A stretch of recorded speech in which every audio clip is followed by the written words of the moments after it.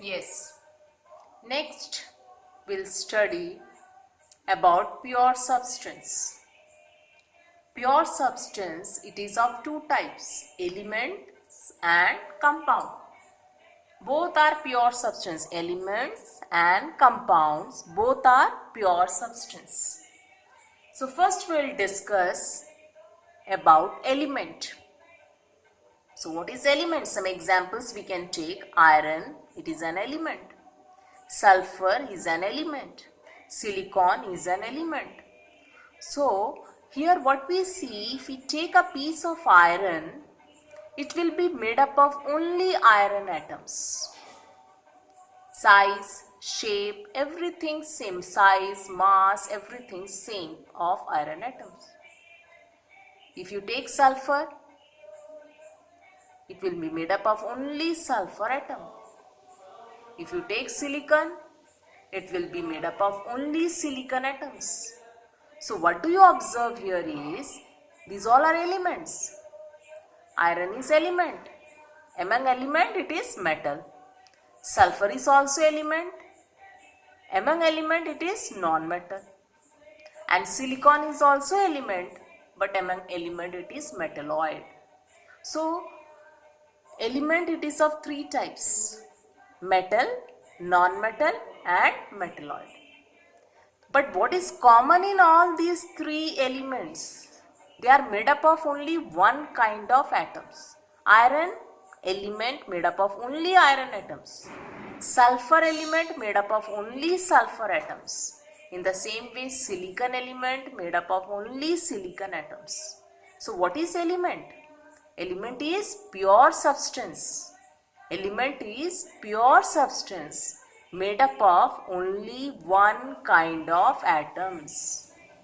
What is element?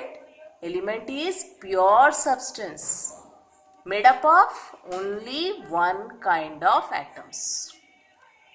Now, how many elements are known since far? More than 100 elements. Of that, 92 elements are naturally occurring and others are man-made element. Okay. So some facts about element in general I would like to discuss here is, mercury, it is an element. Among element it is a metal, and metals generally how they are? Metals are generally solid. But mercury is a metal which is liquid. Okay. So one of the example of liquid metal is mercury. Second, bromine is also an element. It is non-metal. And among non-metal, liquid non-metal is bromine. Okay. So liquid metal, mercury, and liquid non-metal, bromine. Clear? And mercury, what is symbol? Capital H, small g. First letter capital, second letter small. Size should also be small. Bromine, what is the symbol? Capital B, small r. And capital B, size should be bigger. And small r, size should be smaller. This is a way of writing symbol of the element. So, what do you observe here? Mercury is also element. Bromine is also element. Among element, mercury is metal. Which type of metal? Liquid metal. And bromine is liquid non-metal. Okay. Next, gallium, capital G, small a, and cesium. These are metals with low melting point. Otherwise, metals they have high melting point. So this is exception among metals. Gallium and cesium are metals with low melting point. They melt when kept on palm. If you keep it on the palm, it will melt. It means the heat which it gets from the palm is enough to melt. So melting point is very low of gallium and cesium, and these are metals. And general characteristics of metals are, metals have high melting point. So this is exception in metals having low melting point. Next, diamond. It is form of carbon. And what is carbon? Metal or non-metal? It is non-metal, carbon. Okay. And non-metal, one of the properties, non-metals are soft.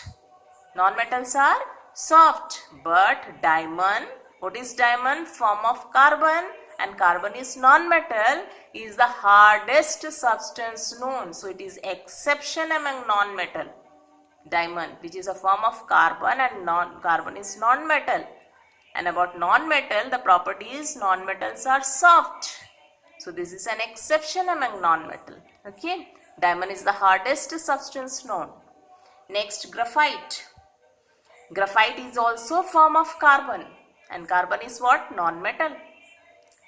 And graphite is used as electrode in dry cell for conduction of electricity. When you open a dry cell battery, if you open, in the center you will see a black rod.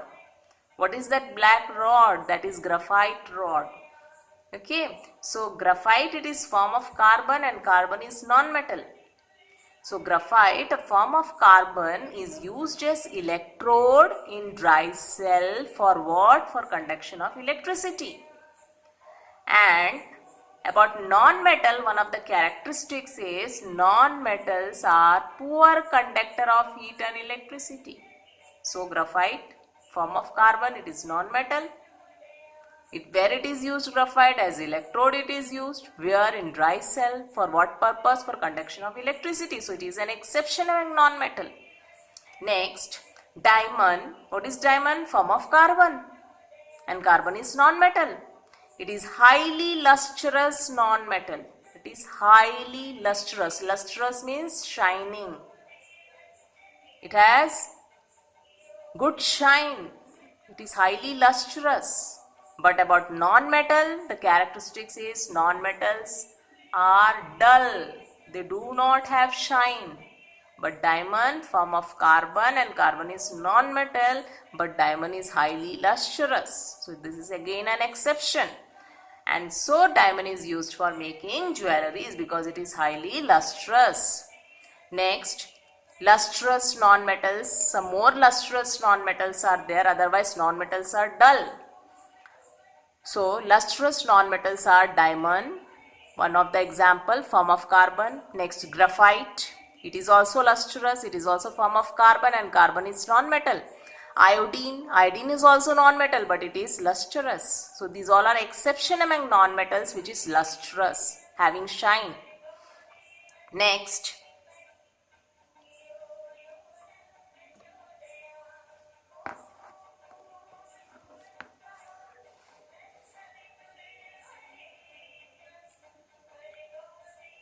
metals like sodium and potassium. Metals like sodium and potassium are so soft that we can cut it with a knife. Metals like sodium and potassium are so soft that we can cut it with knife. Otherwise, metals, what is the property? Metals are hard. So the sodium and potassium, these are metals, but they are so soft that we can cut it with knife. So this is another exception among metals. Next point, Robert Boyle in 1661 was the first scientist to use the term element. Who was the first scientist to use the term element? Who was that? Robert Boyle. In which year? 1661. Okay.